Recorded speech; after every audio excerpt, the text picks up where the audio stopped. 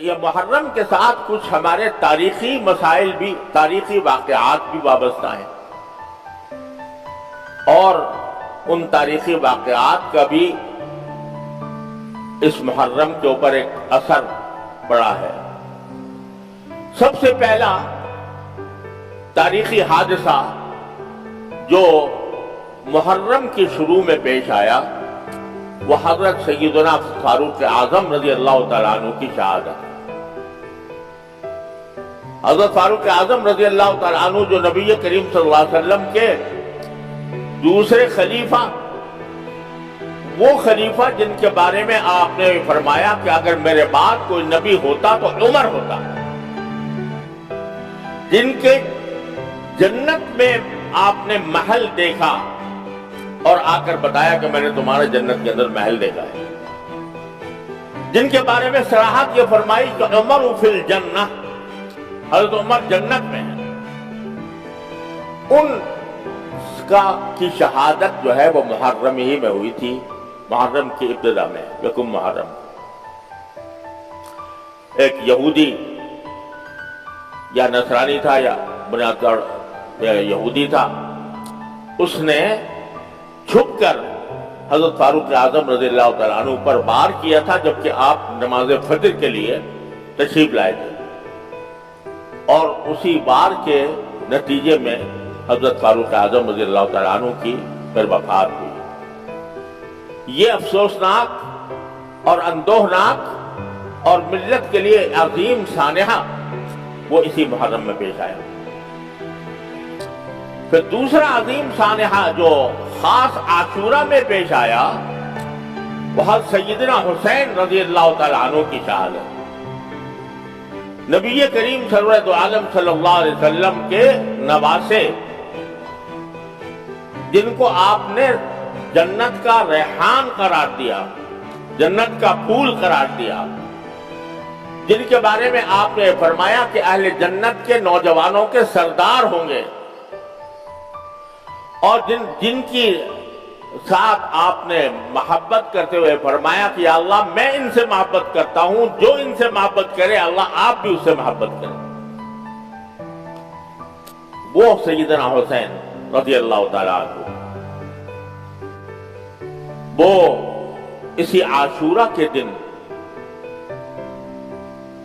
ظالمانہ طور پر ان کو شہید کیا گیا، وہ شہید مظلوم بنے اسی عاشورہ کے دن، اور اس کی وجہ سے یہ بھی ایک فضیلت ہے حضرت حسین رضی اللہ تعالیٰ عنہ کی کہ اللہ تعالیٰ نے ان کی شہادت کے لیے عاشورہ کا دن منتخب فرمایا، جو ایک مبارک دن تھا۔ بعض لوگ یہ سمجھتے ہیں کہ عاشورہ کی جو فضیلت ہے یا اس کا جو تقدس ہے یا اس کی جو اہمیت ہے وہ حضرت سیدنا حسین رضی اللہ تعالیٰ عنہ کی شہادت کی وجہ سے ہے۔ ایسا نہیں ہے، عاشورہ کا تقدس اور احترام تو پہلے سے چلا آتا تھا، رسول کریم صلی اللہ علیہ وسلم نے اس کو بیان فرمایا تھا، لیکن حضرت حسین سیدنا حسین رضی اللہ تعالیٰ عنہ کی یہ فضیلت ہے، ان کے مناقب میں یہ شمار کرنا چاہیے کہ اللہ تعالیٰ نے ان کی شہادت کے لیے ایک ایسا دن مقرر فرمایا، یوم عاشورہ، اس میں شہادت ہوئی، اور مظلومانہ دو طریقے سے۔ ایک اس طرح کہ یہ شہر حرام تھا، وہی ان 4 مہینوں میں داخل تھا جن کے بارے میں میں نے عرض کیا کہ قرآن کریم نے ان 4 مہینوں کو حرام قرار دیا ہے۔ جاہلیت میں لوگ جنگ کرتے کرتے رک جاتے تھے اگر یہ مہینہ آ جاتا تھا، تو اس میں جنگ کی گئی ان کے خلاف شہر حرام میں۔ تو ایک ظلم یہ کہ شہر حرام کے تقدس کو پامال کیا گیا، اور شہر حرام کے تقدس کو پامال کرتے ہوئے ان کے خلاف جنگ کی گئی۔ دوسرا یہ کہ ان کو ظالمانہ طور پر شہید کیا گیا۔ روایات میں یہ بات داخل ہے تاریخی روایات سے ثابت ہوتی ہے کہ حضرت حسین رضی اللہ تعالیٰ عنہ اگرچہ اس وقت یزید کی خلافت کو تسلیم نہیں کرتے تھے، اور اس لیے نہیں کرتے تھے کہ ان کے خیال میں یزید اس لائق نہیں تھا کہ وہ اسلامی امت کا سربراہ بنے، اور ان کو کچھ منکرات شرعیہ بھی ان پر ظاہر ہوئے تھے کہ یہ منکرات شرعیہ کا ارتکاب ہو رہا ہے، تو اس کے خلاف حضرت سیدنا حسین رضی اللہ تعالیٰ عنہ نے یہ سفر کیا تھا۔ لیکن جب ان کا محاصرہ کر لیا گیا اور ان کو آگے بڑھنے سے روک دیا گیا، تو اس وقت حضرت سیدنا حسین رضی اللہ تعالیٰ عنہ نے یہ فرمایا تھا کہ میں جنگ کرنے کے لیے نہیں، میں ایک اس بات پر احتجاج کرنے کے لیے آیا ہوں کہ ایک ناجائز حکمران کو حکمران بنا لیا گیا۔ لیکن یہ بھی شریعت کا چونکہ حکم ہے کہ اگر کوئی ناجائز طور پر حکمران بن جائے، اس کا اقتدار قائم ہو جائے، تو پھر اس کو مجبوری کے طور پر قبول کیا جاتا ہے جب تک کہ اس کو ہٹانے کا کوئی طریقہ ممکن نہ ہو۔ تو اس لیے بعض روایت میں آتا ہے کہ انہوں نے یہ پیشکش بھی کی تھی کہ میں خود یزید سے گفتگو کرنے کے لیے تیار ہوں، لیکن اس سب کے باوجود یزید نے جس کو گورنر بنایا ہوا تھا عبید اللہ بن زیاد، وہ حضرت حسین رضی اللہ تعالیٰ عنہ سے بات چیت پر آمادہ نہیں تھا، اور اس نے جنگ ٹھان لی اور ان اہل بیت کے اس قافلے پر اس نے حملہ کیا۔ نہ صرف حملہ کیا، دریائے فرات جو قریب بہتا تھا، وہ دریائے فرات کا پانی ساری دنیا کو سیراب کرتا تھا، اس کا راستہ بند کر دیا تاکہ ان کو پانی نہ ملے۔ تو یہ ساری ظالمانہ حرکتیں عبید اللہ بن زیاد نے کی، اور پھر یزید نے اس کے اوپر اس کے خلاف کوئی کارروائی بھی نہیں کی۔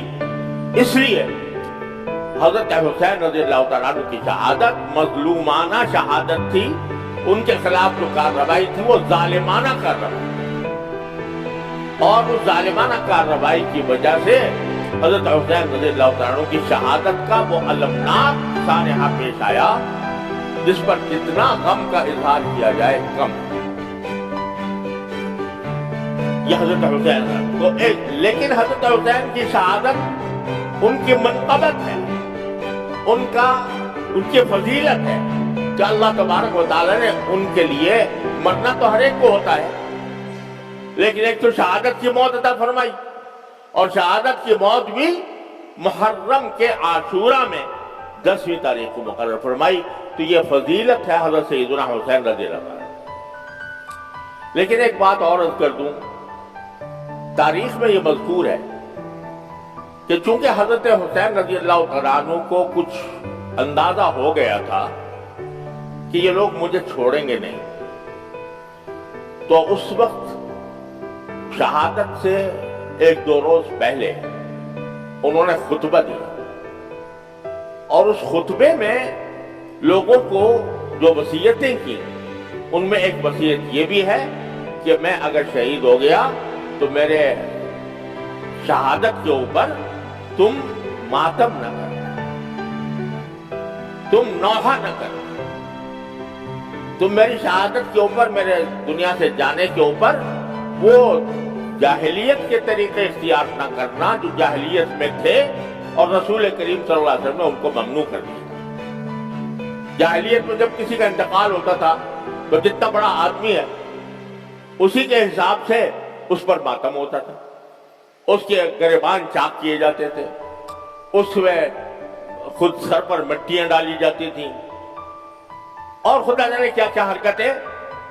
اور رو رو کر نوحہ کیا جاتا تھا۔ نوحہ کے معنی ہوتے ہیں کہ رو رو کر شعر پڑھنا، اور رو رو کر مرحوم کے فضائل و مناقب بیان کرنا یہ نوحہ ہے. اور نبی کریم صلی اللہ علیہ وسلم نے جاہلیت کی جن رسموں کو آپ نے مٹایا ان میں ایک بہت بڑی رسم نوحہ کی آپ نے مٹائی کہ نوحہ کرنا ناجائز. تو یہ خود حضرت حسین رضی اللہ تعالیٰ خطبے میں یہ فرما رہے ہیں. ظاہر ہے کہ نواسے تھے رسول کریم صلی اللہ علیہ وسلم کے, آپ کے جگر گوشے تھے,